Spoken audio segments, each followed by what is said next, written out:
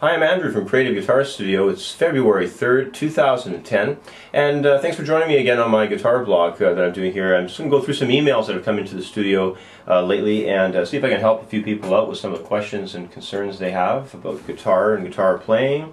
First question here comes to us from John in Maryland. He says, I'm working on keeping my left hand finger motion to a minimum. I want to address the flying fingers that arise in both ascending and descending passages. So in doing various technical exercises, I've begun to rest my mobile fingers on an unused string during a movement by another finger. For instance, on a descending chromatic passage, I will lift my pinky finger and rest it on another string while I rest my other fingers on another string and let them do their own thing. I do not fully press down on the string. I just rest it there, almost like I'm giving it something to do or reassuring it so it doesn't have to fly in the air. I think it's had quite a good effect in the last few weeks that I've done it, but I'm concerned because I haven't seen anyone else recommend this. Do you think there's any harm in doing this practice?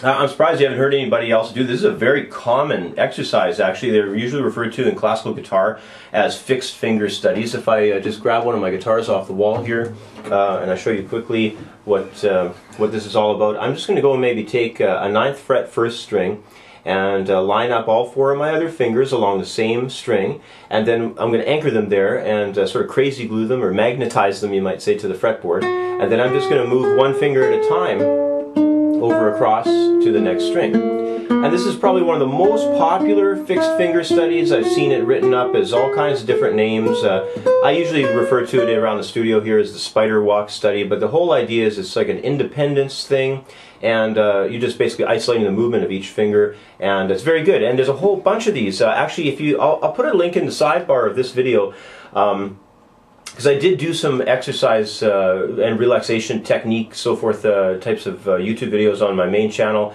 and you know, you may want to just look those over, but it is very common, and it's usually found more in the classical guitar technique world, but it's very good to do, and so I highly recommend it. And there's just loads and loads of them out there. You probably find lots if you look up classical guitar exercises and studies on YouTube or even Google it, and you should find lots there. Now the next question comes to us from Ron in Virginia.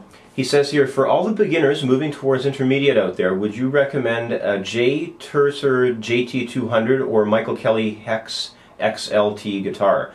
I'm not familiar with either of those. You know what I'm going to do? I'm just going to take a quick break here, and I'm going to go up on Google and research the 2 guitars and just see what I can find out. Okay, I had a chance to go up on Google. I did a little bit of research on both those guitars. They both seem like really good guitars. I got to admit, I'm not really too familiar with either of the brands or you know, the guitars in particular. I've never played them, so most of the reviews that I did read on them, though, they sound really good. Everybody seems really happy with them. My suggestion would be to kind of buy more in the direction of the style that you play in, or the style that you want to get more heavily involved in. I mean, the JT200 is a Les Paul copy, and the other guitar is a total shred guitar. It's got a Floyd Rose high output humbuckers, flat neck, you know, flat radius neck and everything. So, you know, they're totally different guitars. It depends on, you know, what your style is. If you're real into the shredder stuff, or you're into metal, and you know, I'd go with that Michael Kelly guitar. If you're into sort of more of the jazz sounds and the blues sounds, you know, that kind of thing, I'd probably go with that Turser guitar. That's my suggestion for you. I'm sorry I can't be a little bit more help than that, but never played either one. Let's go to one more email. I'm kind of fighting the clock here because I got a busy day ahead of me, but I got time for one more email. This one's coming to us from Jack in Texas. He's writing in, he says here, I play guitar semi-professional and have worked with 3 different singer-songwriters, all female, and this whole scene is driving me crazy. That's a good one. Each one has truly believed that they will be whisked away by a record label and become the next Taylor Swift or whomever. This is a great email.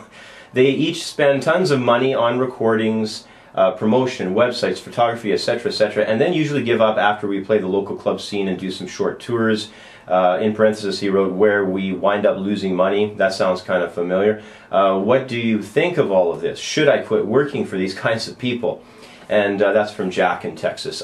It sounds like you're sort of looking for somebody to just make the decision for you, but from the sounds of it, I think you've already made the decision. Like, you're fed up, and you know, when I have worked with people who have, you know, gone into the music business just purely to become famous and you know, I've even worked with people who they're just doing it. They think that the road to riches.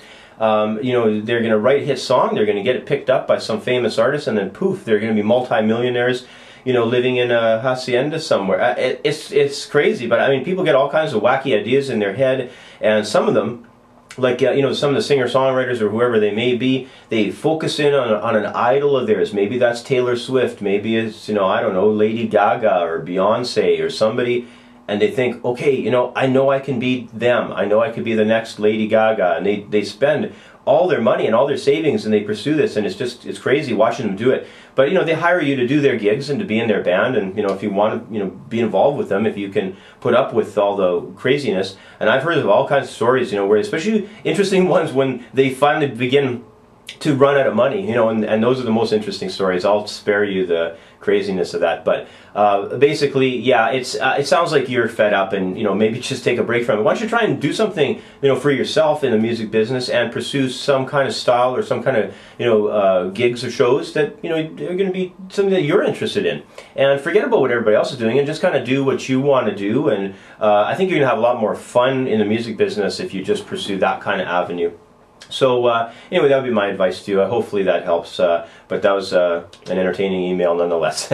So anyway, that's all the time I got for this today, but you know, hopefully next week, of course, I'll be shooting another one of these video blog updates up onto YouTube, and until then, just keep having fun and keep writing me emails and messages. It's always great to hear from all of you. So thanks again, and we'll see you next time. Bye for now.